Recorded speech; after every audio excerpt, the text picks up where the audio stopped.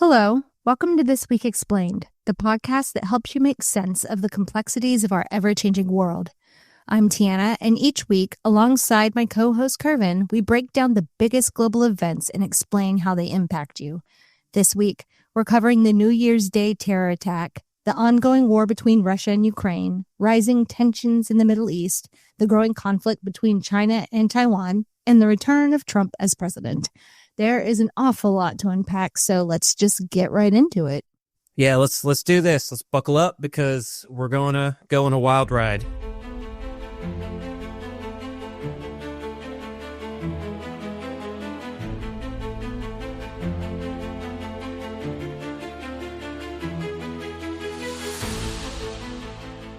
For the first time in almost 2 years, we will not be starting the podcast with an update on the war in Ukraine. This episode, we are starting by analyzing two tragic events that marked the beginning of the year: a devastating attack in New Orleans and an explosion in Las Vegas, both now under investigation as potential acts of terrorism. So, Kervin, what do these incidents reveal about the current threat landscape? And let's start with a place near and dear to both of our hearts, New Orleans. What do we know? Yeah, thanks, Tiana. And we were just talking about this, how you and I were discussing with friends about going to New Orleans for 2025. So this is a very important city to us. And here's what we know about what happened. So in the early hours of New Year's Day, 42-year-old Shamsud Din Jabbar drove a rented Ford F-150 pickup truck into a crowd on Bourbon Street. It killed 14 people, and 15 being, if you see the reports of 15 people, that's because he was also killed, and they've added that to there. But he also injured dozens of others. It's over 30 other people that have been injured. Now, after the crash, he exited the vehicle and exchanged gunfire with law enforcement on the scene. And he was killed immediately as he did that. Now, what sets this apart is what police found in the truck and attached to the truck. He had a flag associated with the Islamic State, or ISIS, multiple firearms, and a bunch of explosives. Now, two additional devices were discovered nearby. Those were safely detonated by law enforcement. It just shows the scale of what could have been an even bigger catastrophe. Now, the FBI has classified this as a potential terrorist attack. The perpetrator in this attack, Jabbar, his background is notable. What stands out to you about him?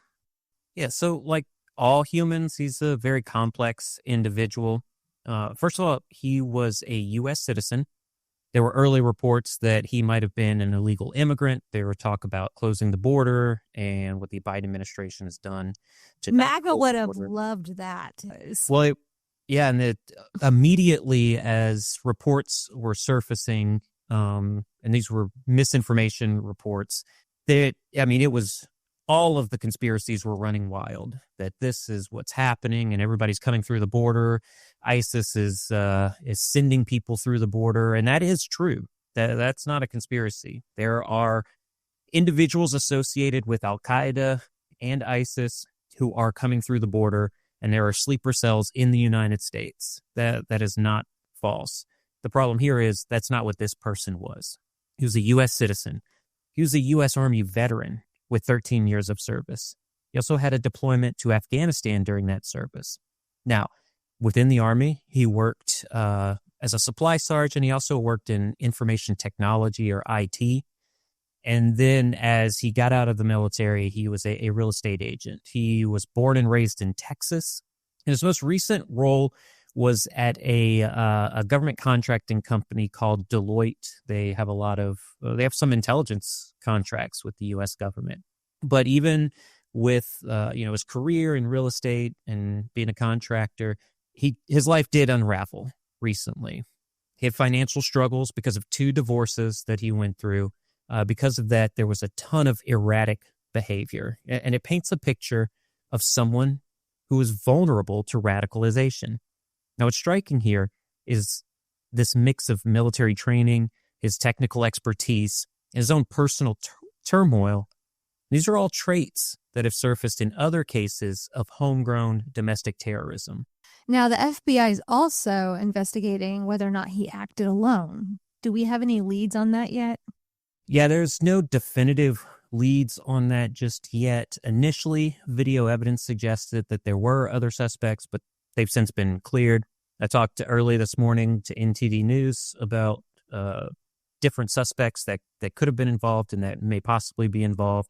But the FBI has meticulously combed through his contacts, his cell phone, emails, his movements in the days leading up to the attack, and they officially have stated that he was a lone wolf. He was the only one that acted in on this. My issue with that is I'm a little skeptical about them saying that because of the amount of effort to do this. You know, we had the Sugar Bowl that was supposed to happen New Year's Day, so there's a lot of people in New Orleans.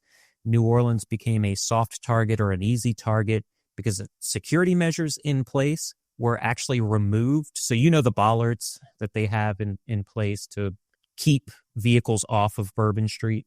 Yeah. Those had been removed to improve them for the Super Bowl because everybody's looking in New Orleans at the Super Bowl. That's the next big event. Mardi Gras, that's another big one that's going to be happening right around the time of the Super Bowl. Those are much bigger events. And that's why I consider this a probing event because, look, this is not the New Year's Eve isn't the time to do this if you really wanted to cause mass casualty. And he did cause some mass casualty. But if you want to put that in the hundreds, do it during Mardi Gras. Do it during the Super Bowl. This was an easy target, and he took advantage of it. Where is he getting that information from in order to do that? So when you say probing event, do you think it was just to measure the response of the security officials and the policemen and all that stuff? Is that what? Absolutely. Yeah, that's what I'm talking about. Okay. He was, he's obviously suicidal. We have found out that he had videos that he actually just wanted to kill his family. Oh God. And no one else. But he said so in the videos, he kind of contemplated and he said, well, if I do this, then there's not going to be much talk about what he said, believers versus unbelievers. So, he'd been indoctrinated into this very extreme form of Islam. And that's why I think he had some help with certain ISIS operatives that might have been in contact with him through burner phones or different accounts not associated with him that the FBI doesn't have access to just yet. I know there's a lot more to get to with this situation. Now, it happened just as the calendars were flipping to 2025. But for now, let's pivot to Las Vegas. What do we know about the explosion that happened there? Yeah, you're absolutely right. And it's just hours after the New Orleans attack, a Cybertruck exploded outside the Trump Hotel in Las Vegas, and the driver was killed. And just like the truck in the New Orleans attack, this vehicle was rented through an app called Turo. This is a car sharing platform. I kind of say it's like a Airbnb and Uber had a baby and they created an application. That's basically what Turo is. What's interesting about that is instead of paying $80,000 for a vehicle and then blowing it up, you can pay $200 a day. He got it in Colorado Springs, 2 days in use. So that's $400 to perform an attack on this scale in Las Vegas. In New Orleans, you're talking about a Ford F-150, maybe $40, $50 a day for him to rent that. In Texas, go to New Orleans. He doesn't have to worry about the rest of the payment for that because he's no longer alive. So very interesting that they both use that platform. We also know that this attacker, we thought it was prior military experience. We're finding out now he was still active in the 10th Group, which is 10th Group Special Forces. They have a base in Germany. He was on leave for, we usually call it Exodus. You remember for Christmas, everybody mass exodus out of the location and goes home. He went home, and this is what we're learning now is he did this, and federal authorities are investigating whether the two events are connected. There is no proof that they are connected. President Biden himself has mentioned the possibility of overlap between the suspect's military service. They were at Bragg at the same time. But you know what, guys? I was at Bragg at the exact same time of these people, and I've never met them, and I have no connection to them. So if we're going to speculate about things, let's be very careful what we're speculating about. Well, how about we also use the correct name? It's Fort Liberty, sir. Oh, that's true. Yes, sorry. At the time they were there, it was Fort Bragg, but yes. Yeah. Thank you for correcting me on that one. Yeah, no worries. So obviously it's disconcerting that there were 2 possible terror attacks in one day on United States soil on New Year's Day. It's kind of like saying, get ready, you know? So Yeah. how likely is it that these attacks were coordinated? Well, I mean, I'm sure our audience, if they've listened for a while, they know my probability scale. And I have this at a borderline possible to probable that it was coordinated, but it's not confirmed. So the use of rented vehicles on the same application, the presence of explosives, rudimentary explosives by both individuals and their military backgrounds suggest a troubling pattern. I think it's, what is it? 2 of the same things is a coincidence. 3 things is a troubling pattern. We're at a troubling pattern. But similar methodologies don't always mean that there's direct coordination between the 2. These incidents could represent ideologically aligned actors that don't know each other, but they're inspired by the same rhetoric or propaganda. All right, so let's zoom out now. What are the broader implications of these events for domestic security? Well, there's several things to take away from this. First, the highlights attack the evolving nature of domestic terrorism. The suspect's military backgrounds raise critical questions about how we're addressing mental health and radicalization within the veteran community. Look, we fought 20 plus years in the global war on terrorism. That is going to do things to the mental health of the people who fought that for 20 years. That radicalized. But they didn't do that to you. But they didn't do that to any of y'all. Exactly. Why aren't y'all man enough and woman enough to deal with this on your own?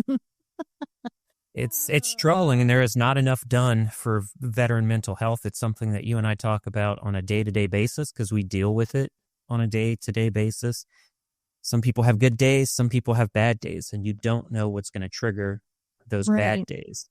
Right. And my friend works for the VA. She's a psychiatrist for the VA, and she is always lamenting on how difficult it is to get things approved and, to get help for these men who come in and beg, these people who come in and beg for help, and she can't do anything, she's stuck until they say, yeah, all right, you can help this one. But it's a mess at the VA. Government bureaucracy. It's terrible. I mean, we just had an incident where we talked some people down from a ledge, that were dealing with very similar things. When you bring poor finances into it, and you bring, family and stuff like that, it just makes it worse, and it can set anyone off. Now, the other thing we need to look at are platforms like Turo. They need to be under scrutiny. They're innovative for sure. It's great to not have to go to budget or budget rent a car or dollar rent a car, whatever it is, and go through that whole process and try to do all that when you can just click on an app and somebody brings you a car. It's so great, but they can be exploited by bad actors. And so this highlights the need for stricter vetting and also monitoring systems. Lastly, I want to say that these incidents remind us of the persistent threat of lone actors or even small networks that are inspired by extremist ideologies. Public spaces remain vulnerable. We discuss it on this podcast week in and week out. Intelligence agencies must stay ahead of these ever-changing tactics to keep us safe.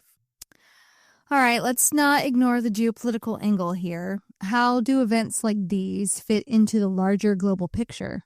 Yeah, it's a great point. That's what this is. It's a geopolitical intelligence podcast. And domestic terrorism doesn't exist in a vacuum. So groups like ISIS have shifted from organizing large-scale attacks to inspiring these smaller, decentralized actions. Their messaging is designed to resonate with disaffected individuals like these individuals could be. And that's regardless of location. It's not just the United States, it's Europe, other locations. Additionally, these events fuel broader discussions about public trust and safety. National security is a huge issue. It's also an issue outside, right? So it's not just domestically. There's an issue for U.S. citizens in other countries that could be affected.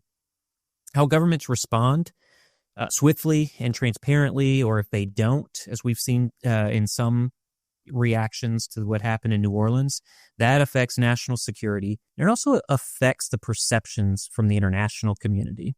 Oh, our reputation is in the toilet everywhere. It's not... Let's change that, right? Yeah, I know. Let's change that. I know we laugh about it, but... Yeah. So before we wrap up this conversation, what's the key takeaway for listeners? Look, here's the bottom line. These incidents are devastating, but they're also a wake-up call. This is a call to action. Governments, tech platforms, the international community, domestic community, that's all got to come together to tackle the root causes of violence. We got to enhance detection as well as prevention mechanisms, build a stronger, more resilient public. These threats that we're facing, obviously, they're very real. We see it in real time. But so are the solutions. So if we remain vigilant, proactive, united in our efforts, that's what's going to solve this. Look, we're at a crossroads. This is a defining moment in American history. I kind of sit back and I can't help but think back to 9/11 in 2001. At that time, I just signed paperwork to join the Army as a geospatial intelligence analyst. This was in the aftermath of that horrific day that America experienced. We came together as a nation during that. Politics were set aside. We had a president that stood at ground zero. He declared that we're going to find those responsible. They will hear from us. And they did. What followed was the greatest military in history, unleashing its might, dismantling terror organizations, and ensuring that another attack of that magnitude didn't happen again. That was successful for over 2 decades. But this week we saw history begin to repeat itself. Except this time, the enemy wasn't foreign. It was us. The divisiveness fueled by political commentary has fractured this nation to its core. Let me be clear. This cannot continue. Veterans, those who once stood united to defend this country, are now being radicalized because we've lost the ability to have civil debate about critical issues. Everything is becoming right versus left, Republicans versus Democrats, Americans fighting Americans. That should not happen. This is a moment of reckoning. These incidents are devastating. Very true. They're also a call to action. So it's time to wake up. We got to stop seeing fellow Americans, neighbors, family members as the enemy. There's a war coming. And as a good friend of mine, an Air Force NCO, famously says at the end of every briefing, do you want China to win? Because that's what's happening here. Thank you for putting all of that into perspective. Now I want to get into what 2025 holds. It's been nearly 3 years since Russia's invasion, and the conflict is still raging. So what's the situation on the ground as we dive into 2025? Yeah, and it's reached a critical point. Like I said, it's going on 3 years now. So in 2024, Russia used the year to ramp up its military operations. We saw a 63% increase in battles compared to the previous year, compared to 2023. And they made steady territorial gains. This is especially true in eastern Ukraine. And Putin is betting on Western fatigue to push for a favorable settlement. That's what he wants, a peace deal that's favorable to Russia. But there has been an interesting development over the last few weeks. So, Donald Trump is going to come back into the White House, and he's floated a peace proposal. He said he wanted to resolve the conflict after day one. That plan reportedly leaned heavily on concessions from Ukraine, but Russia has now outright rejected that peace deal. Their refusal to engage highlights their confidence in maintaining military pressure and also their belief that they can actually extract even better terms through force as the years move on. Right. And Trump has been vocal about cutting aid to Ukraine. So what does this mean for the war effort?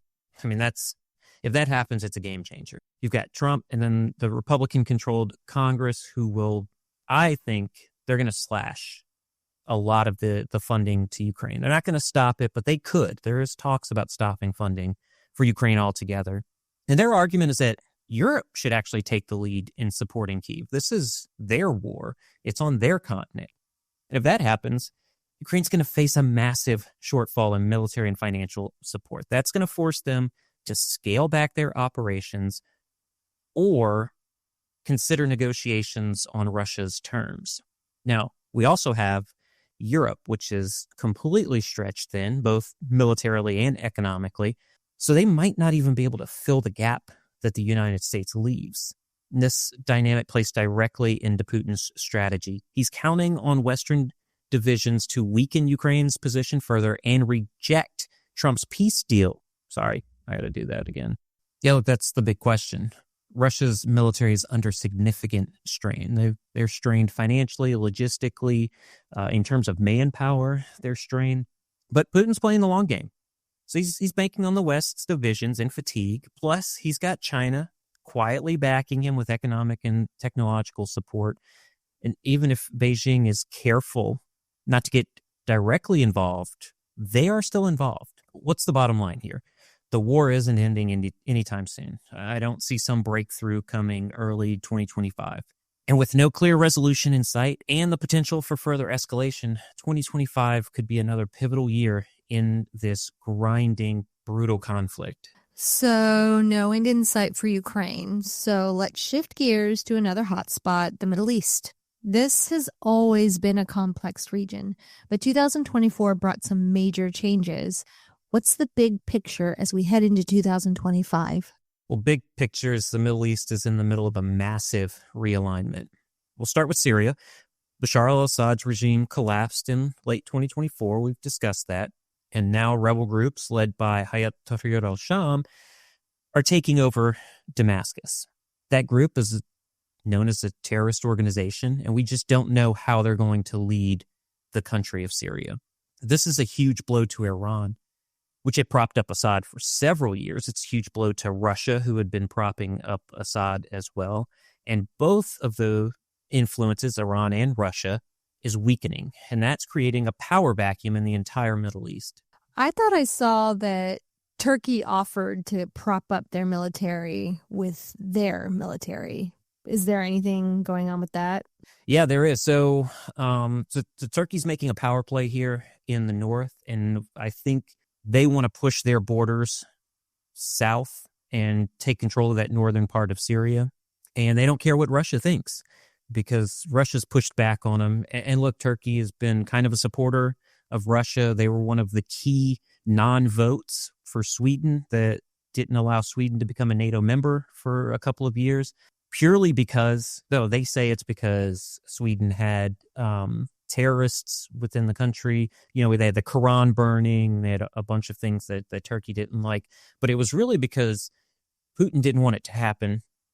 And Erdogan, who's the president of Turkey, wanted some things from Russia that Putin did not give to Turkey. And so that allowed Turkey to vote for Sweden's entrance into NATO. So now Erdogan's making another play, and it's against Russia at this point. I do think they want to push their borders into what is now Syria. And it's very possible in the next year or two, there might not be a country of Syria anymore. You've got Israel taking on that buffer zone between their border and the Syrian border. A lot of people are talking about, and this is not 100% factual. It's a prediction or an assessment. I don't make predictions. This is an assessment that I'm making as I'm seeing all of these chess pieces move on the global stage. So Israel, who's always talked about as a country that's trying to take land in order to put people, they say, put the Jewish people back where they belong. You have Turkey, who's trying to move, looks like they're trying to move borders. And they say that they're trying to get the Kurds out of the region because the Kurdish groups are terrorists and it's a national security issue for Turkey. And both of those sides, Turkey and Israel, who are not they're not regional allies, they're adversaries. That could all come to a head at some point as those borders move. I like how all these governments just throw around, they apply the word terrorist to groups that they just don't like, you know? Yeah. They're not even terrorists. They just don't like them. And so they call them terrorists. And so everyone's like, get them out. Yeah, we've talked about it here, like national security. I always say that's the easiest way a government can remove freedoms from people is to enact laws that they describe as improving national security. Now, a lot of times it has nothing to do with national security. It has everything to do with either gaining or, improving your power, right? So all the power play in all of this. And the Middle East is one of those regions that this happens consistently, historically, year in and year out. Okay, so how is Israel responding to all of this? Just like I said, they're taking full advantage of the situation. They ramped up military operations in 2024 against Hezbollah in Lebanon, other Iranian proxies. They've moved to that buffer zone in Syria. They've also moved to the buffer zone in Lebanon. Talk about possibly pushing borders. Something else to be very pay close attention to in 2025. This is all despite international criticism, especially, their actions in Gaza, which has garnered a ton of international criticism. Israel obviously does not care about criticism at all. Yeah, it's obvious because they've doubled down on what they would say is securing their borders, but it's really reshaping the region. Look, they're exploring right now. They're exploring new, albeit reluctant, relationships with Lebanon and the Palestinian Authority. So that's two different countries, Lebanon, the Palestinian Authority, in order to hold some of this land. They want to hold the buffer zones for as long as possible. Yeah, and listen, when they say it is a national security issue, those buffer zones were being used by Hezbollah, by the Assad regime to launch projectiles into Israel because, especially with Hezbollah, their munitions don't really go that far. So they have to that's why the buffer zone was made, because Hezbollah operatives have to get into that buffer zone in order to launch those rockets and actually hit Israeli cities. So there's always some truth when you're talking about these situations. So what about the Houthis in Yemen? They've been making headlines too. Yeah, and they are an interesting case, especially coming into 2025. So they've become more independent from Iran. They're not listening to what Iran is saying, even though they're a proxy. And they're positioning themselves as defenders of Palestinian rights. I call BS on that because before any of this was going on, they were firing rockets at Saudi Arabia. They were firing rockets at U.S. Merchant ships. So, yeah, like I said, there's some truth in a lot of these things, but they're using the Palestinian plight to serve their own purposes. They're also flexing their muscles in the Red Sea. They're insurgents, and they're acting like insurgents. They're disrupting the shipping lanes that are there, and they're causing havoc on maritime travel. I think they're likely to remain a thorn in the side of regional powers in 2025, and that's going to extend probably for a few years past that. So with Iran on the back foot and Israel pushing forward, what's the broader takeaway for the Middle East? Yeah, well, it's entering a period of uncertainty. We're seeing all these shifting alliances. Iran is no longer the power that they once were. Saudi Arabia, for example, is going to deepen its ties with the U.S. under Trump. They did that from 2016 to 2020. They're trying to leverage their role in regional security, but also the energy markets. This is all about money. Everything becomes about the economy and money, and that's what Saudi Arabia wants to do, is increase their economy. Meanwhile, 2025, I think Iran's going to focus on shoring up its regime. They don't need a revolution that is going to cause mass chaos in that country. I think it's for the better if they can remove the Ayatollah. But that's something that the government's going to be looking at preventing. And then it's going to try to rebuild its influence in the region. This is just one huge geopolitical chessboard. And the end of 2024 into the beginning of 2025, every single player in the Middle East is recalibrating. That's what they're doing. Speaking of recalibration, I want to talk about China. But first, we need to take a quick ad break to pay the bills. Stay tuned as we unpack China's plans for reunification. Welcome back, listeners, and thank you for sticking with us through the ad break. Time to discuss China's plans for 2025. They've been making waves globally, especially with their ambitions for Taiwan. They said nobody can get in the way of them absorbing Taiwan into the country. So what is the latest on their military and political strategy? Yeah, you set it up perfectly. They're laser focused on Taiwan. They're not being subtle about it. Just like you weren't being subtle, they're not being subtle. So in 2024, we saw the PLA ramp up its military presence around the island of Taiwan.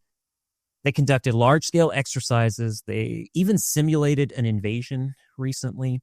And they're preparing for a potential move on Taiwan as early as 2026. Now, I had a conversation with Ryan Macbeth that came out January 1st, and we discussed this because we both were in the intel community, and we both had knowledge of the 2 months that China can actually make a maritime landing on the shores of Taiwan. That's in April, and it's in October. That's when the sea states allow for a maritime invasion. Those are the two to be looking at. That can come as early as 2026. He said, it could be even something like October of 2028 when another presidential election or another election is popping up, and they use that to see what the U.S. resolve will be during an election season. So all of those are very plausible and quite honestly probable. Either one of those, 2026, 2028, 2027. It's all very fluid right now. But here's the thing. Everything that China's doing is not just about military posturing. They're playing the long game. What they want to do is use economic and diplomatic tools to isolate Taiwan and then pressure Taiwan's allies. They'd rather do all of this without even firing a single weapon. That's what the art of war is all about, and they have a history of studying the art of war. China's leveraging initiatives like the Belt and Road to expand their influence globally, and they're also trying to weaken Taiwan's international standing. They're doing a very good job at this. And then there's also this. China recently unveiled what appears to be a 6th-generation stealth fighter jet. It's probably the J-36, and this aircraft is a big deal.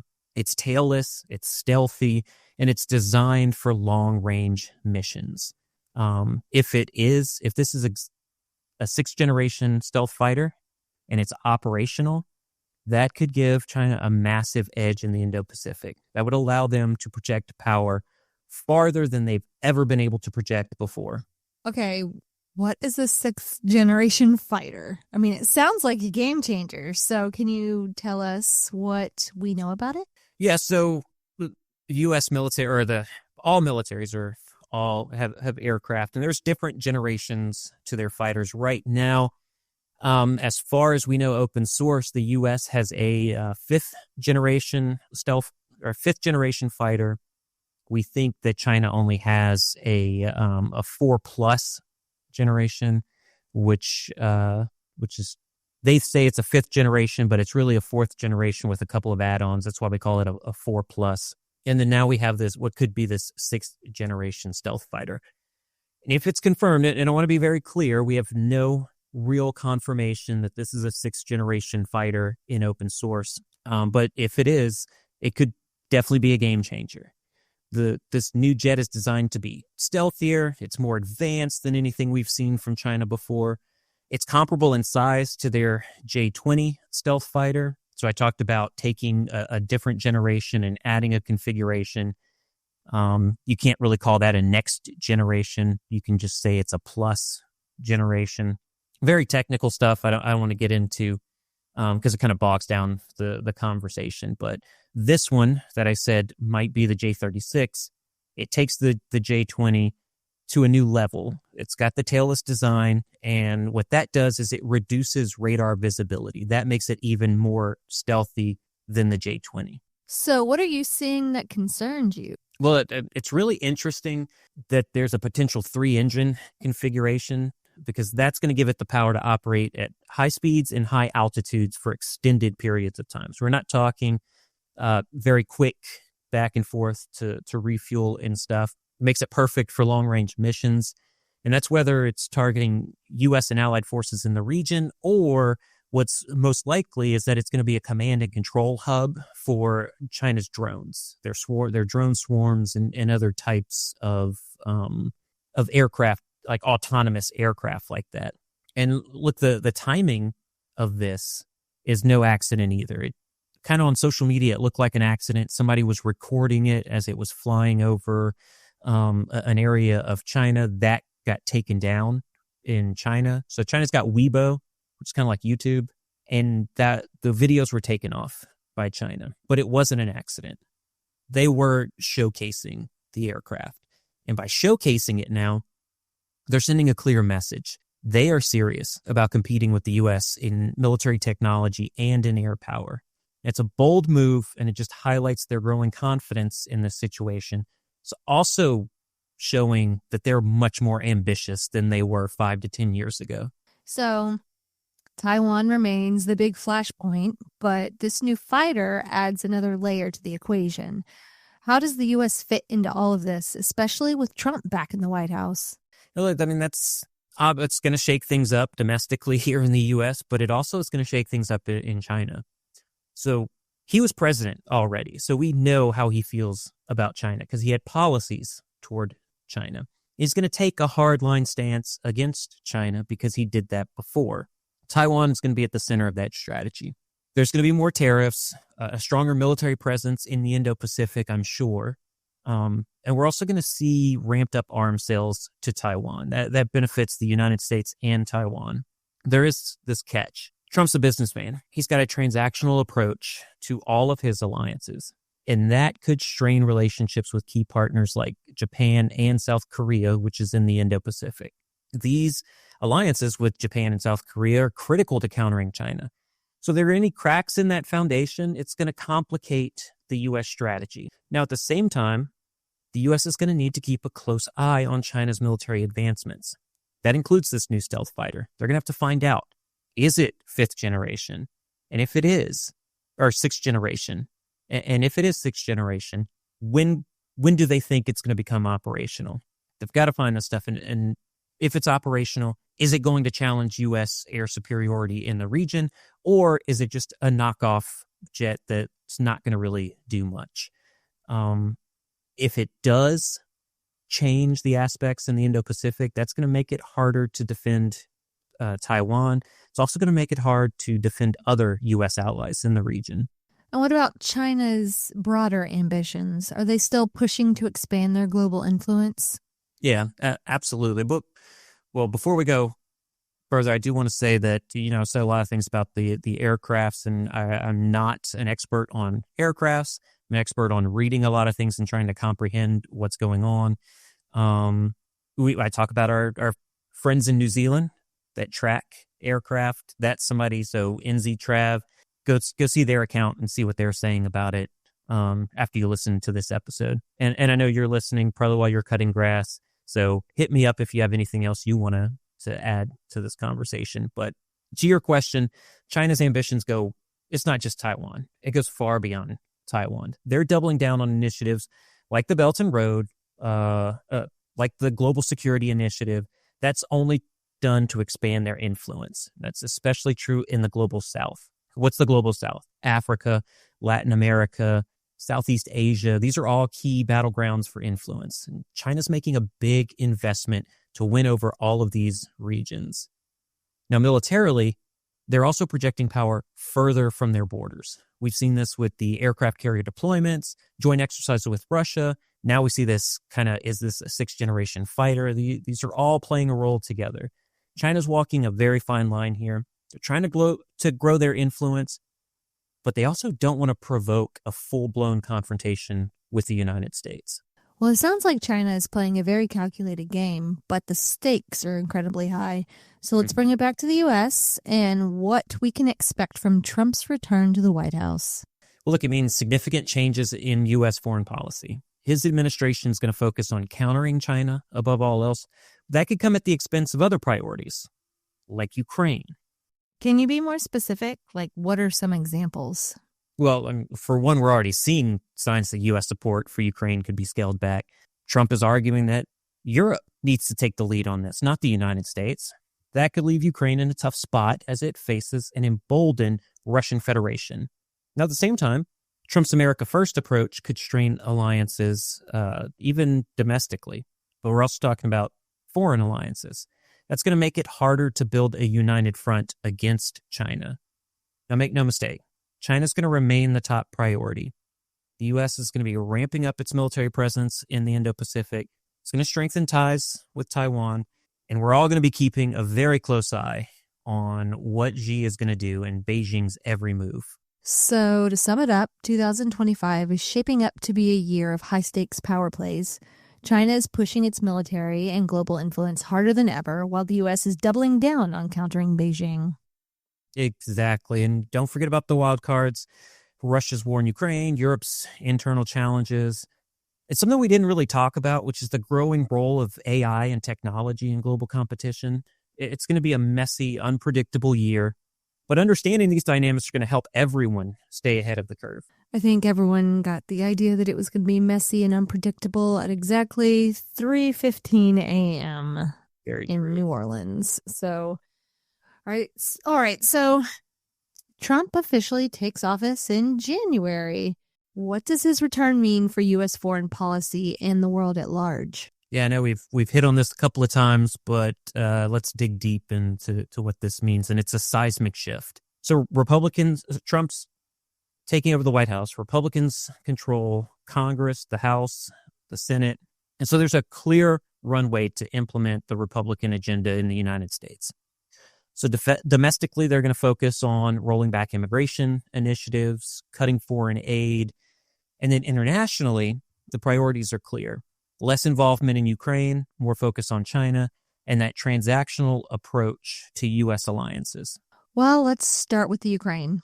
What's the immediate impact? Well, look, they're going to likely lose significant support from the U.S. That's going to force them to negotiate with Russia. Or if Russia doesn't want to negotiate in good faith, Ukraine's going to have to rely more heavily on Europe. This is going to weaken their position. And it also could embolden Putin to push even harder in Ukraine. So this is a major win for Russia, at least in the short term. And what about China? How does Trump plan to handle them? Well, Trump is much more hawkish on China than the Biden administration was. Trump's going to double down on countering China. That's what he's going to do. So expect more military deployments in the Indo-Pacific, increased support for Taiwan, and a lot of economic pressure through tariffs and trade restrictions with China. But his approach to the U.S. alliances could kind of complicate things. If he alienates partners like Japan or South Korea or New Zealand and Australia, that could undermine the broader strategy to contain China globally. So what is the outlook for 2025 under Trump's leadership? Yeah, it's a year of recalibration. So 2024 was the year of elections. I say 2025 is the year of consequences based off of those elections. And it's going to be a recalibration. The America First approach that Trump is taking is going to shake up the global alliances. It's going to force other countries to step up, or those countries may step back and out of the international community. Europe's going to have to take more responsibility for Ukraine. And the Middle East is going to see shifting alliances as countries like Saudi Arabia align more closely with the United States. As we said, China's going to continue to test the limits of its ambitions, especially around Taiwan. We might see a push for Taiwan come 2026. 2025 is going to be a key year if that's true. So it's a high-stakes game, and the world is watching. So 2025 is shaping up to be a year of consequences, geopolitical shifts, power plays, and a whole lot of uncertainty. Do you have any final thoughts, Gervin? Just this. The world is entering a period of intense competition and realignment, just like you said. We've got Russia, China, the U.S., regional powers in the Middle East. They're all making moves. What does that mean for the rest of us? It's going to be about staying informed and understanding the bigger picture. Don't zoom in, This is the time to zoom out and see what everybody's doing. That's what we're doing this podcast for. That's what we're here for. We hope that you stay for for 2025 and what the future holds for the global community. Thank you, Kervin. Is that all you have for us? That's all I have, unless you have some more you want to talk about. Nope. Thank you for listening to this tiny little independent geopolitical podcast. We hope you found it both informative and engaging. If you have any feedback or suggestions for future episodes, please let us know. And if you want in-depth coverage of these stories and more, follow us on Instagram at Oakland Analytics. Tiana, thank you so much. And until next week, stay safe out there. This podcast is a production of Unfiltered Studios. If you would like to know more about joining Unfiltered Studios, please visit our website at unfpod.com for more information.